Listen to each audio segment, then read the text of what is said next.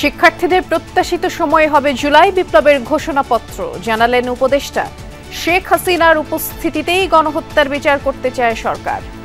যারা এই আন্দোলনে অংশগ্রহণ করেছেন তাদের সকল পক্ষ, শিক্ষার্থী দল এবং অন্য সকল পক্ষকে সাথে নিয়ে একটা প্রোক্লামেশন করার। আমি মনে করি যে 14 দিনের মধ্যে আমরা অবশ্যই বিষয়টা ইতিবাচকভাবে দেখব।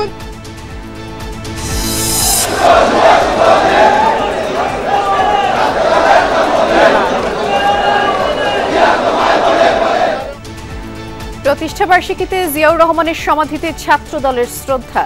সংস্কার ও নির্বাচন দুটোই প্রয়োজন, মন্তব্য তারেক রহমানের।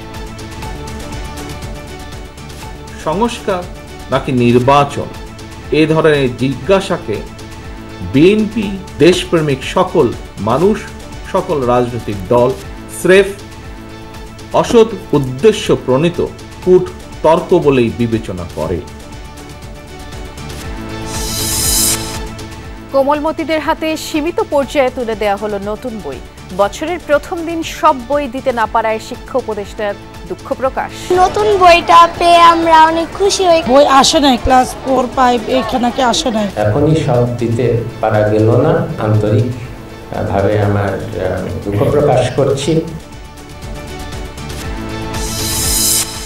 তরুণদের উদ্যোক্তা হয়ে ওঠার আহ্বান প্রধান উপদেষ্টার। প্রয়োজনীয় উপজেলা পর্যায়ে বাণিজ্য মেলা আয়োজনে অর্থ দেবে সরকার। ঢাকা দিল্লি সম্পর্ক কেবল শেখ হাসিনা ইস্যুতে আটকে থাকবে না, মন্তব্য পররাষ্ট্র উপদেষ্টার।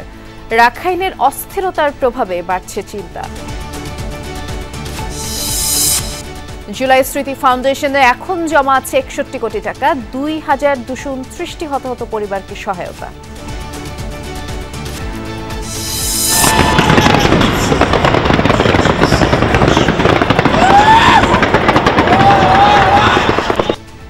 বিশ্বজুড়ে উৎসবে আগমন 2025 সালের। যুক্তরাষ্ট্রের নিউ ইয়ারের অনুষ্ঠানে গাড়ির ধাক্কায় 10 জন নিহত।